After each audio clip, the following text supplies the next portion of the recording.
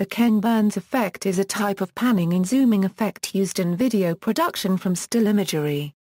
The name derives from extensive use of the technique by American documentarian Ken Burns. The technique predates his use of it, but his name has become associated with the effect in much the same way as Alfred Hitchcock is associated with the dolly zoom. The feature enables a widely used technique of embedding still photographs in motion pictures, displayed with slow zooming and panning effects, and fading transitions between frames. Usage: the technique is principally used in historical documentaries where film or video material is not available. Action is given to still photographs by slowly zooming in on subjects of interest and panning from one subject to another. For example, in a photograph of a baseball team, one might slowly pan across the faces of the players and come to a rest on the player the narrator is discussing. By employing simulated parallax, a two-dimensional image can appear as 3D, with the viewpoint seeming to enter the picture and move among the figures. The effect can be used as a transition between clips as well. For example, to segue from one person in the story to another, a clip might open with a close-up of one person in a photo, then zoom out so that another person in the photo becomes visible. The zooming and panning across photographs gives the feeling of motion, and keeps the viewer visually engaged. Origins of the technique: Burns has credited documentary filmmaker Jerome Liebling for teaching him how still photographs would be incorporated into documentary films. He has also cited the 1957 National Film Board of Canada documentary City of Gold, co-directed by Colin Lowe and Wolf Koenig, as a source of inspiration for this technique. Winner of the Palme d'Or at the Cannes Film Festival and nominated for an Academy Award, City of Gold used animation camera techniques to slowly pan and zoom across archival still pictures of Canada's Klondike Gold Rush. The British Broadcasting Corporation's documentary series The Great War, first shown in 1964, used both extensively.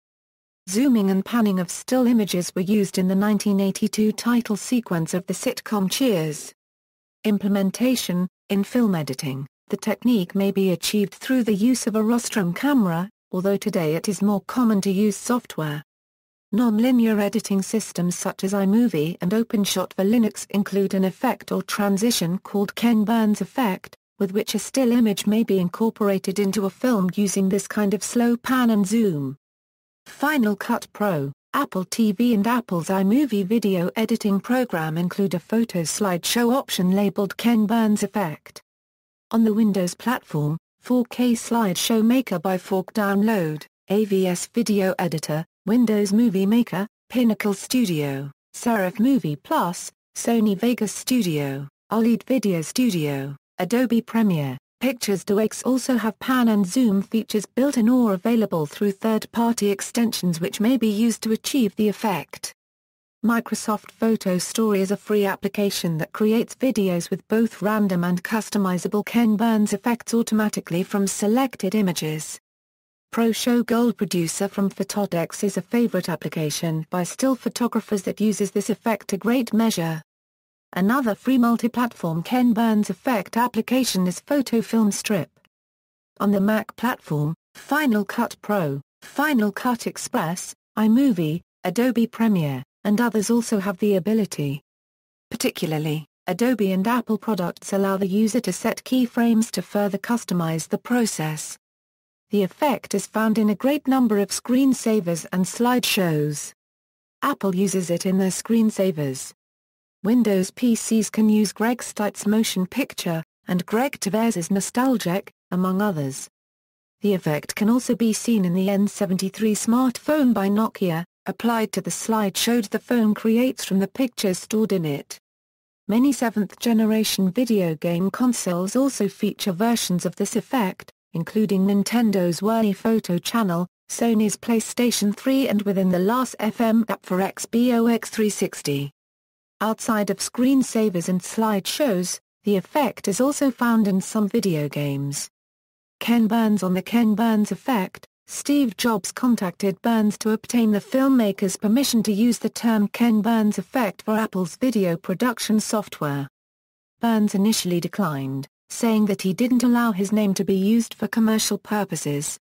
Instead, Burns had Jobs give him some equipment which we give to non-profits in exchange for permission to use the term in Apple products.